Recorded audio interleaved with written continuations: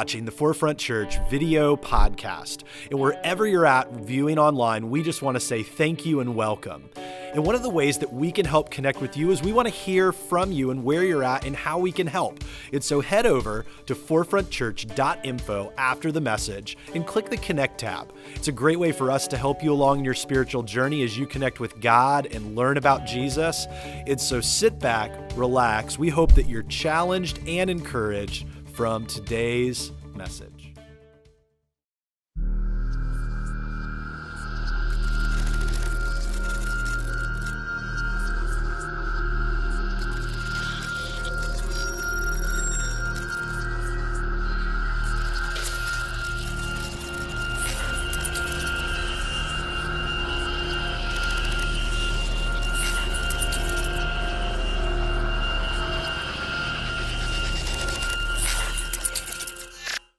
How are you guys in here doing?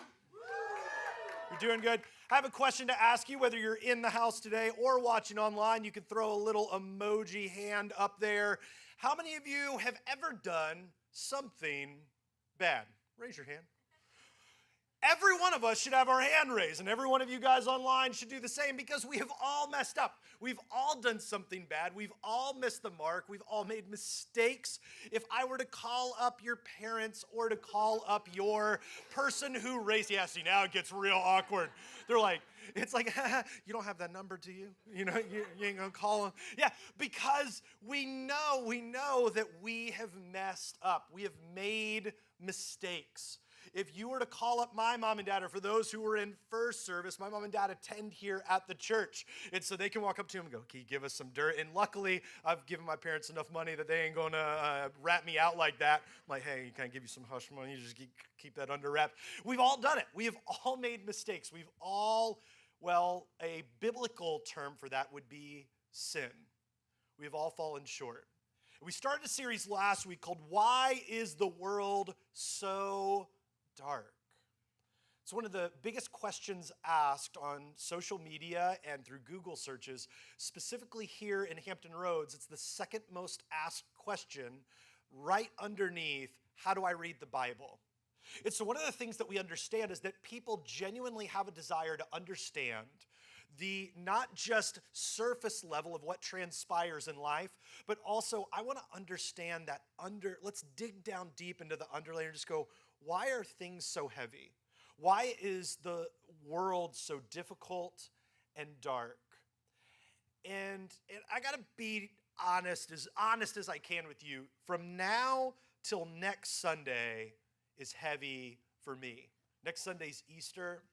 And you might be like, oh, well, that's kind of like, you're like Tom Brady walking into the Super Bowl, which I would contend, no, I'm a bigger winner than he is. But anyways, I digress. Go Giants. And so there's something really difficult about walking into Easter weekend, and it starts for me much further back. For our family, we begin to process through and look at this journey towards Easter well over a month in advance, because for us it carries a lot of weight. Because honestly, I don't even feel like I deserve to walk through the door, much less to be able to stand on a platform and tell anybody about Jesus. Because quite frankly, my life has been, in the past, and even day to day, sometimes an absolute train wreck. And I think to myself, why is it that in a world that is so dark, that God would choose broken and hurting people to then carry a message of hope, love, and generosity to people that are looking for something that isn't broken? Why would they want to even be approached by somebody that's broken? And I wondered, as we were heading into this months ago, I was like, I wonder what's going through people's minds as we head into Easter. Am I good enough? Are they going to do something fun? Am I going to be able to make it back from our spring break trip to get there to services? Do I even really want to go? Do we want to spend some time? We go through all these different things, and then we get to the theological things of God, like, God, if this world is so dark and you are that big and you could change things and you could make everything amazing, why haven't you? And if you haven't, well, why should I even bother attending something like that? Because, God, you should just be able to snap your fingers if Thanos can do it and end a bunch of people. Surely, see, now I know who is a Marvel fan and who isn't. Surely, God, you are, because that's make-believe and you're real.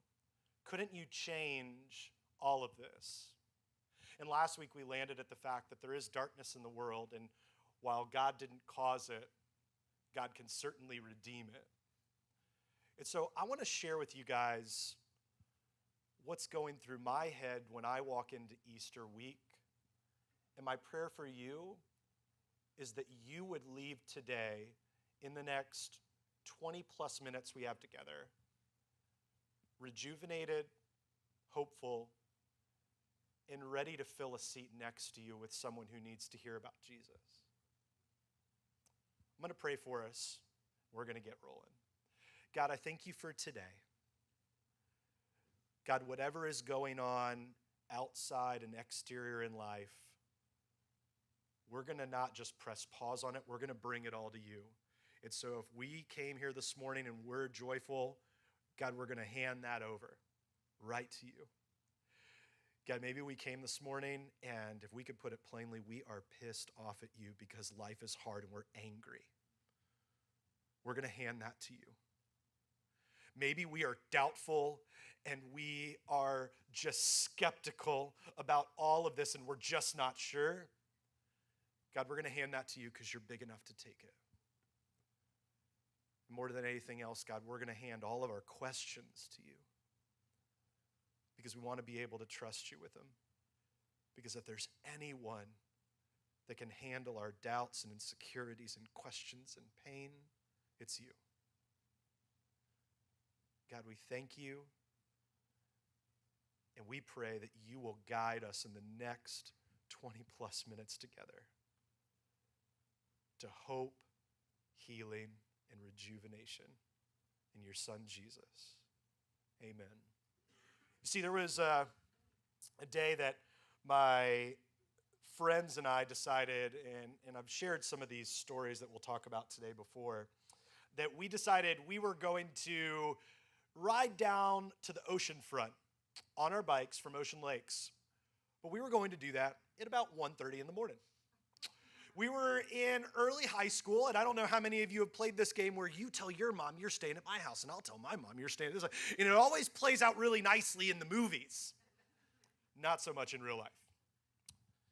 And so we did all of that, and we're riding our bikes around. We thought we were so cool. We're riding on the boardwalk. We had, past Ocean Breeze, at the time it was the Virginia Marine Science Museum. Now it's Virginia Aquarium. And so we're riding past all that stuff. And we get down there, we're riding past police officers at like 2 in the morning. And they're just waving at us. We're like, we're so grown. We were not grown. We were not grown up. We were babies. And we're riding, doing our thing. We didn't even really do anything cool. We stopped at 7-Eleven and got some snacks and stuff, sat on the boardwalk, did whatever, and then we rode home. And that's when it happened. We're riding down the street. And you ever get so delirious at night, you're just laughing at nothing? People say stuff, they're like, tree, and you're like, tree. It was late. We had not been doing anything we shouldn't have, so no, don't let your mind go there. We snuck out, which wasn't good, but we weren't doing any of that stuff. So we're riding down, and we're laughing, and we see these silhouettes at the end of the street. And I'm like, there's people down there. And then we start getting closer, and I realize those people are my mom, my dad, and my friend's mom. And one of our lucky friends didn't have a parent there, and so he was like, deuces, I'm out, and rides his bike and just leaves. And that's when our friendship died. So we're riding up, and I hear him go, no, that's not our parents. I was like, I could tell my dad is over 6 foot, and I could tell when my father's there. And so I could see in the darkness, I'm like, no, that's him. And I can tell by that head already moving, that's my mom. And he's like, oh, that's my, and fill in the blank, that's my mom. And I was thinking to myself, I'm so glad I didn't say that, because I hear her go, Timothy, get in the house. And then he's like, oh no. And he's like, before I do something I regret. And I'm like, dang, and I'm whispering to him as we're riding, because we're riding slow at that point. There's no need to rush. No need to rush to that beating. And this is before, you had to just always put your kids in timeout. Sometimes you just give them a good whooping. And we ride up, and I'm just like, okay. And my dad doesn't even say a word. My mom is just sitting there shaking that head. If she had shook it anymore, she's like a bobblehead. That thing would have broke right off. And my dad, if you've ever seen that gif where the guy's like, get out, like my dad just motions down the street to our house. And I just turned, because what am I going to question him? Where do you want me to go? No, I knew exactly where to go. Turn, because I know that if I say anything, that's when I meet Jesus. And so I go home, we get into this huge argument about everything. And by argument, I mean they yell at me and I cower at the table, hoping, and he's like, you're grounded, you're whatever. And he had every right to do that, because at this point now, it's like almost 3 a.m. And they have been worried sick. They had called around or everything else, didn't know what's going on. We're sitting there and I'm just taking it all. And he's like, you're grounded, you're doing all this stuff. And I'm like, for how long? And he's like, does it matter? I'm like, no, sir. No, it doesn't matter. I'll be grounded even when I'm married. Yeah, whatever you want. And I go to bed, and I was grounded for a long time because I broke the rules. You see, I was trustworthy, and then he asked me to do one simple thing. I need you to obey. And when I did that, I broke every bit of trust that I had with my parents. And while he was angry that night, I would have much rather him walk in and just go, because my dad had this philosophy that you are never too old to get whooped. Like right now, if I did something inappropriate, my dad would hunt me down in Kempsville. He'd drive across town and be like, all right, you know what time it is. Go out back, get a switch, it's go time. And I would have rather have taken a beating that night. But instead, my dad, through all that, said, I'm not, and you've probably heard this, I'm not angry, I'm not mad, I'm just, yeah. And it crushed me.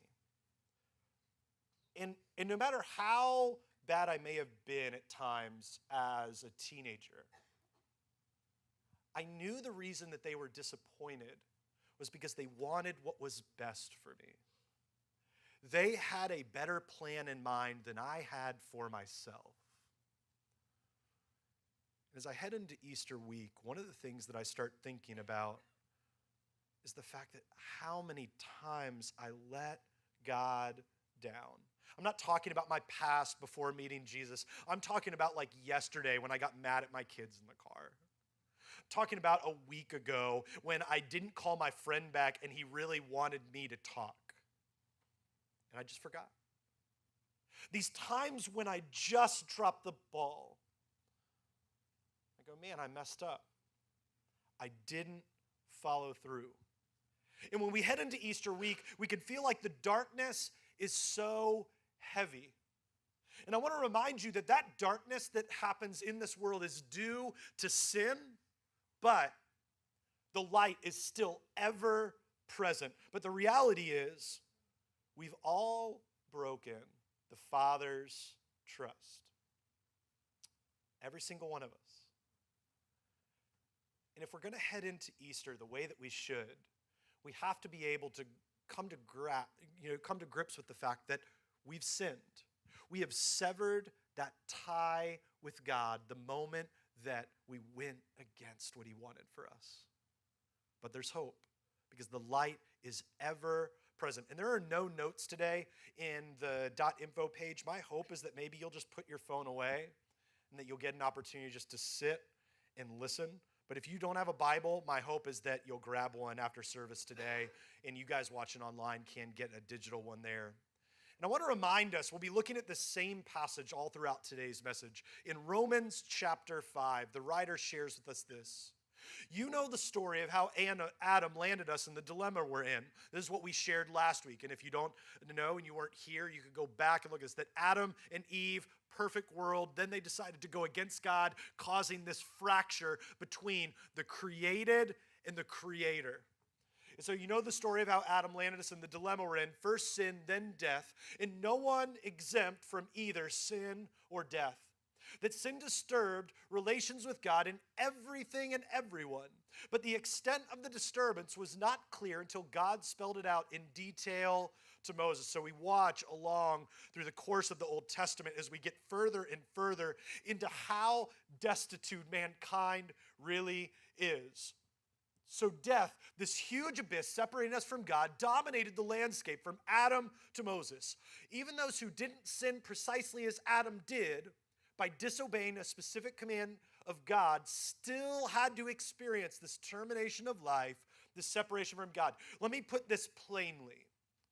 Because we have what's called in most Christian circles and churches and environments, and even if you're not claiming faith, we would call this premise communal holiness. Where, you know what?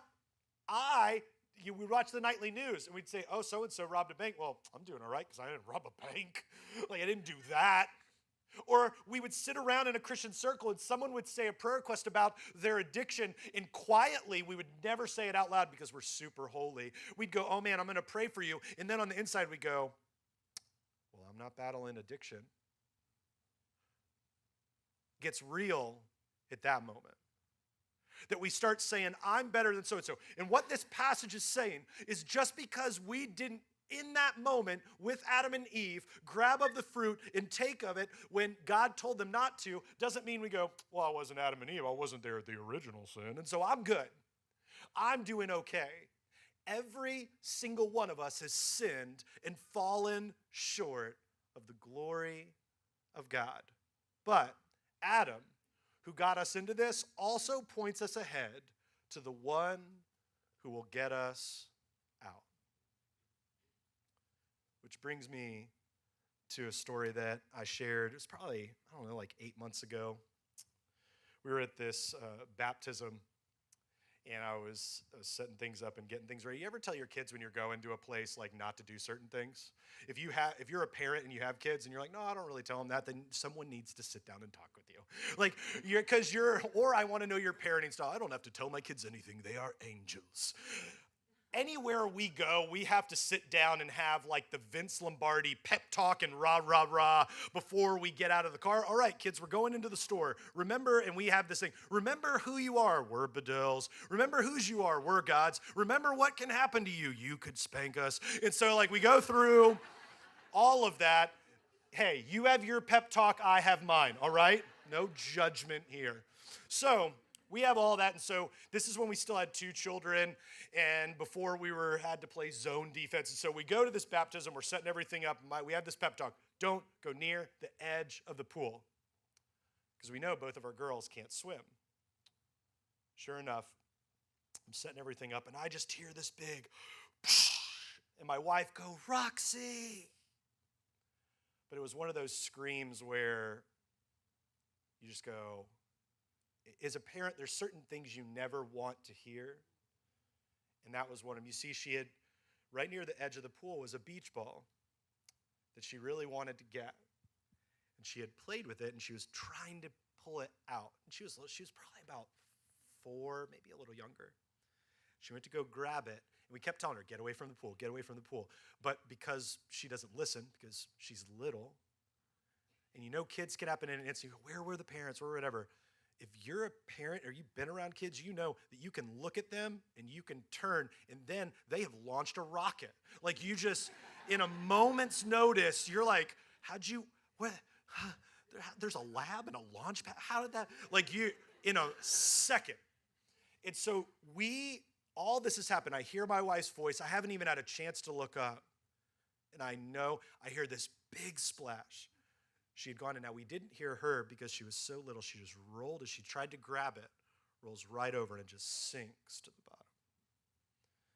And one of the guys that was there, the only other person at the end of the pool, one of our guitarists who wasn't here playing today, jumps in and gets her out. If he hadn't been there, I wouldn't have known what would have happened. I don't know. I don't even want to think about it. But she gets out. I'm so sorry. I don't want you to be mad at me. We're not mad at you. We're not mad at you. There's nothing you can do. But I didn't listen. It doesn't matter. And we are thankful. Thank you. There was nothing. I was so thankful she was there. Our love for her didn't change. There's nothing that I could have done to say like, oh, you are so, there's not enough meals that I could buy, enough rent and mortgage payments I could make up for the fact that my daughter was safe. But she was so worried in that moment. I broke the rules, and I don't know that you'll love me. And as I head into Easter week, maybe your head is a little bit where mine is, where I think there's some things that I've messed up on, and I go, how would anyone ever want to come because they look at my life and I've screwed up, and why would God ever use someone like me? Because, man, I've dropped the ball so many times, and I want to encourage you, there is no amount of darkness that can conquer God's grace and love in your life. And you probably have a lot that you're not telling other people. You want to know why? Because I have people come in all the time who sit across from me, who've walked through the door week after week, month after month, year after year, and everything seems fine. And then they back a U-Haul up and put all their stuff out, and they go, I'm really sorry, whatever. And I go, you should have brought it in when it was just one box. And I don't judge you for the fact that you backed up 5 U-Hauls here, but I know the pain that you've been sitting in could have been less if you had just brought it up. Because God wants to help you through it. Why you've been carrying that all by yourself. And there is no amount of darkness that's happening with you. And what I realize is we're all undeserving recipients of Jesus' love. Every single one of us. Paul continues on in that passage in Romans. He shares with us, yet the rescuing gift is not exactly parallel to the death-dealing sin. If one man's sin put crowds of people at the dead-end abyss of separation from God, just think what God's gift poured through one man, Jesus Christ, will do. There's no comparison between that death-dealing sin and this generous life-giving gift. The verdict on that one sin was the death sentence. The verdict on the many sins that followed was this wonderful life sentence. If death got the upper hand through one man's wrongdoing, can you imagine the breathtaking recovery life makes, sovereign life, in those who grasp with both hands this wildly extravagant life gift? This grand setting everything right that one man, Jesus Christ, provides. Because I think if we believe that, it wouldn't lead us to dark places at a moment's notice. Kind of like when I was sitting in my dorm room back in 1997. See, I was getting back to an application that I had been given. One of the guys had come to the college and said, hey, we are looking for an intern for our student ministry program. And I thought, I came to Bible college to figure out like if God was real, and now that like I'm landing there, I want to help kids find that too. Sign me up. And so met with him afterwards, and there were a bunch of other guys over there. Said, hey, I'd love to learn more about it. So grabbed all the stuff, said, hey, you need to fill this out. You need to mail it back to us or email it back to us, because email was just kind of starting to be a thing. And so, all right, we'll kind of do that. We'll figure that out. And so set everything away. Heard back from him just a couple days later, said, hey, we want to make sure our entire team hasn't met everybody, and so we need to get a picture. And this wasn't as easy as like, oh, cool, I'll just take a selfie and text it on over, because at that time, phones weren't taking pictures and things. So you have to figure out, like, how do I take a photo and make it digital and do all of these? And so I was like, and I said, can I send it through the mail? Which sounds ridiculously prehistoric at this point. Be like, all right, so we need a picture of you and some other things. All right, I will put that picture in an envelope. It will arrive with a brontosaurus.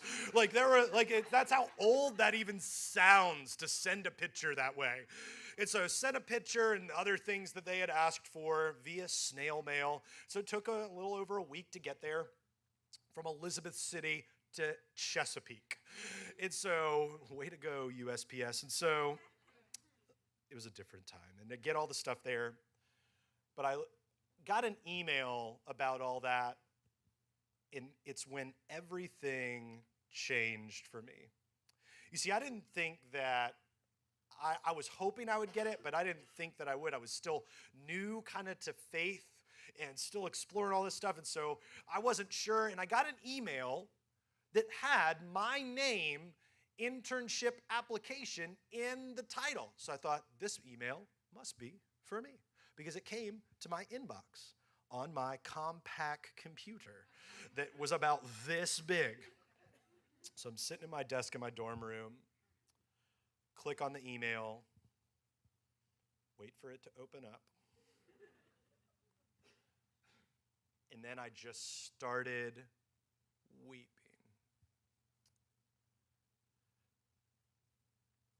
Email was from one of the leaders of the church, not a staff person, but one of like the leadership team that was there. So we've been reviewing some of the applicants, and this one applicant, Mr. Bedell, after looking at everything and pictures and this and that, we don't think that he would be a good fit at all for any kids ever, basically. At the time, I had a lot more piercings. I looked like I fell face first into a tackle box, to kind of give you a better picture, just all over. And my hair was hair and then much different color, and a little less tattoos, but definitely rough around the edges. So if we invite someone in to lead students like this, our students are going to want to be a part of these things and do these things. And basically in all caps, we will never have him here. Have you ever gotten one of those text messages or emails that wasn't meant for you? And then you open it and everything that you thought changed. Well, that email was not meant for me because people are still figuring out email. And I was CC'd on something I shouldn't have been. And so the only thing I knew to do at that moment, I typed out a lot of emails that I did not end up sending, mainly because I knew that our servers were monitored at the school and I wanted to stay in school because there were a lot of words there that they would not be excited about. And so I finally deleted all that and I just said, unfortunately, I'm going to have to withdraw my name from this, and sent it. And I get a call within like an hour or so from the lead pastor of the church. Said, Jason, what's going on? You all right? It's like, and I kind of explained, he said, I saw the email that happened before that. You weren't supposed to get that. And inside I'm like, yeah. And he said, let me talk about something. So I get a call the next day from him. Say, hey, we want you to come up here it was a church in Chesapeake, and we want you to come up here and just we want to talk with you some. And I'm thinking to myself, for what? So you guys can tie me up and beat me? Because you got an email that basically said never, ever, ever don't do this. And I'm like, this is where I meet Jesus. But I'm like, you know what, whatever. And I get in the car, drive up there, whole time super anxious. And they were a church that met in a school. They rented out a school auditorium. And so they rented out for that evening the local community centers before the Kempsville Rec Center was torn down and built back up. They had this kind of Scola thing, theater room, and it had it was set up for a party. And so I walked in, I was like, oh, they have to meet with me and then they're going to do some kind of party thing. And then as I'm kind of arriving and talking to one of the guys, they bring in all the kids that are in the student ministry. And the student ministry was close to 100 kids. So there were probably 70, 80 kids at this thing. And there were balloons and stuff and whatever. I was very taken off guard. I'm like, what the heck is this? And the lead pastor was like, hey, we just wanted to let you know that we're excited to be working with you. And I'm thinking to myself, did we read the same email? Whatever. Because every lie that I had believed was that I'm not good enough, I'm unworthy, and I should drop out of school and not go into ministry. Because I should never be around people, because I won't impact them well. And all these kids, they're ready to and there's all this pizza, because when you get kids together and they love Jesus, you eat pizza, I guess. And over begins, I can see him out of the corner of my eye, walks the guy that sent the email. And I'm like, I got my guard up. I'm not a fighter. If you fight me, you're going to beat me up. But I'm I got my guard up because I'm ready, what do I do? So awkward. And he walks up to me, and I see his hand moving, and I'm ready. I'm going to get in a fight here. Like, what's happened? And he goes to reach out his hand, and he pulls me off to the side, and he said, I just want to tell you, I'm sorry, and you need to be here because you're going to reach people that I never will, and that email wasn't okay, and I'm sorry. And I'm like, because the whole point from when I sat at my desk till the moment that I walked in, all I was thinking was, I'm not good enough, I'm not worthy, God can't use me. Does God even love somebody like me? And I know those questions bounce around in everybody's heads. And those dark lies they cannot undo your eternal worth. Or the way I like to say it, and I say this to my daughters all the time, that we're all misfits in the hands of a loving Messiah. This church is a ragtag bunch of misfits following a Middle Eastern Jewish carpenter. Not white Jesus, in case you can put that picture somewhere. Sorry if you got the tattoo. It's not accurate. Life choices.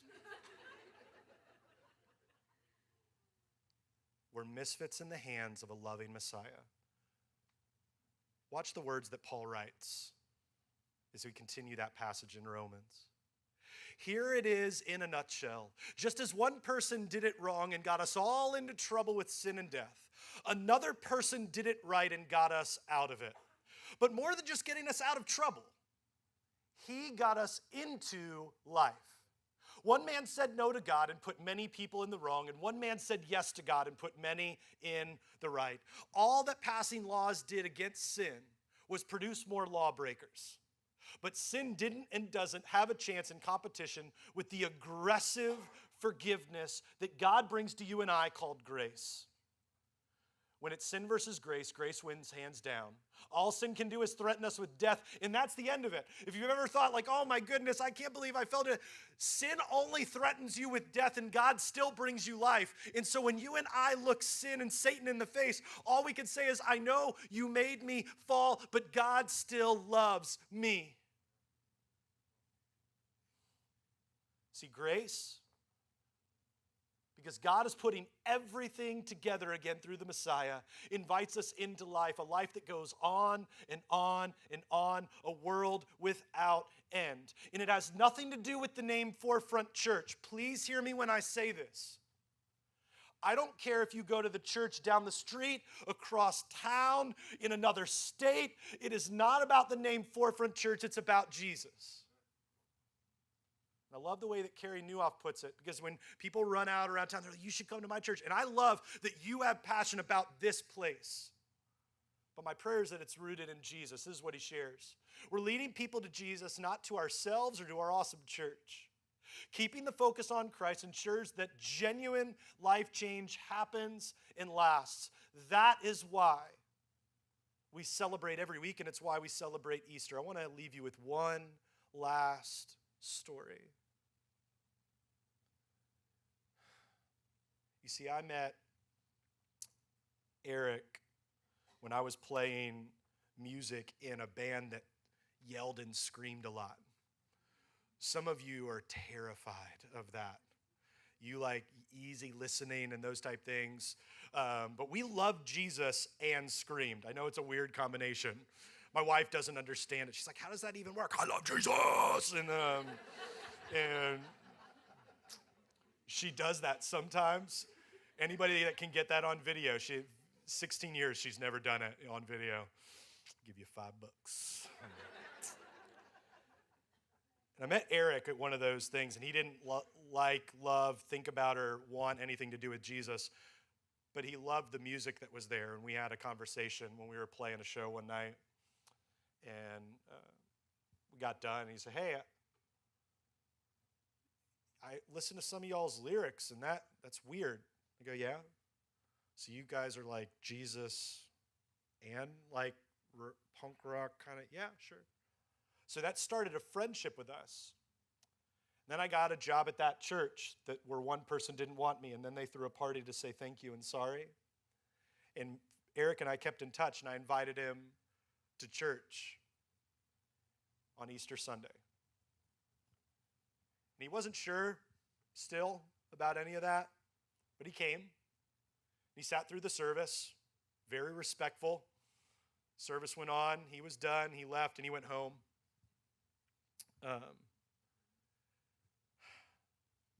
So we kept up with one another. He ended up getting married years later. Fast forward to about 4 years ago. And I get a phone call a week after they got married. And I'm thinking, like, why is he calling me on his honeymoon? I can think of 1, 2, 3, at least one thing I'd be doing. Only the married people get that one. And he calls me and said, hey, man. I was like, hey, what's going on? Why are you calling me from your honeymoon?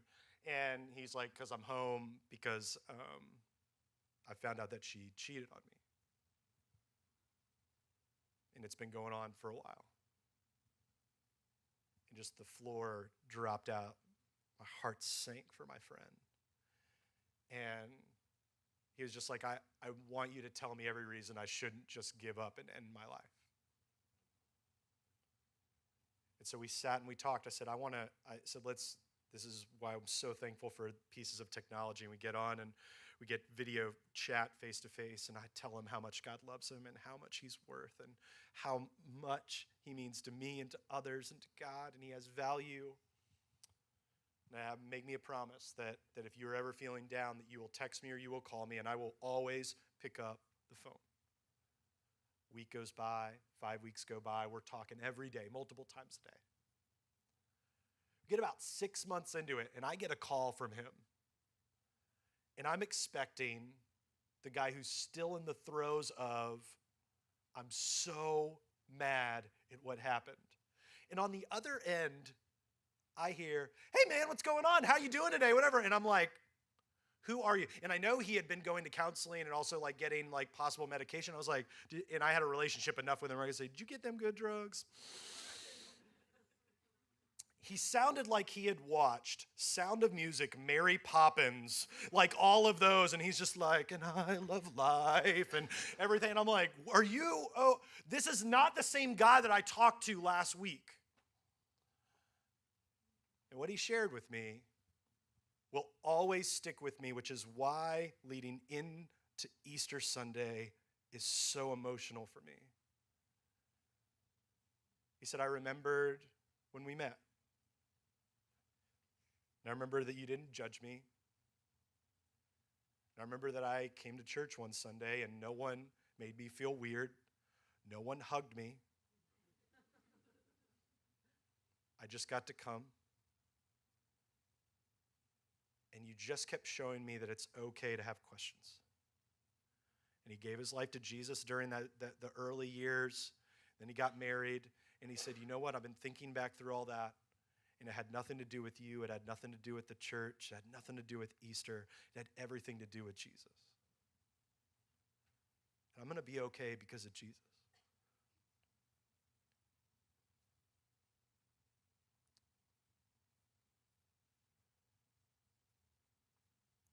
Darkness aims to defeat you. But God's light succeeds in defining you. And you have people that need a light in their life that should be, even today, sitting next to you, who just need to know that they have value and worth. And my prayer for you is that you'll have the courage and strength enough in the name of Jesus to go and share that with some other people and bring them along with you. Because there's some Erics in your life who want nothing more than to not be you and friend and Forefront Church, but they want to know about Jesus. Thanks for tuning in to the Forefront Church video podcast. Our hope and prayer is that this has left you encouraged and challenged you in your faith.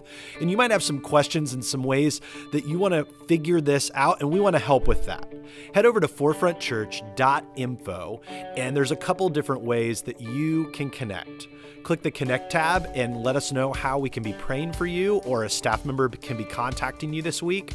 Maybe you have just been encouraged by this and want to support the ministry ministry here at Forefront Church. You can click the Giving tab, as well as other tabs that are in there to help you along in your journey with God.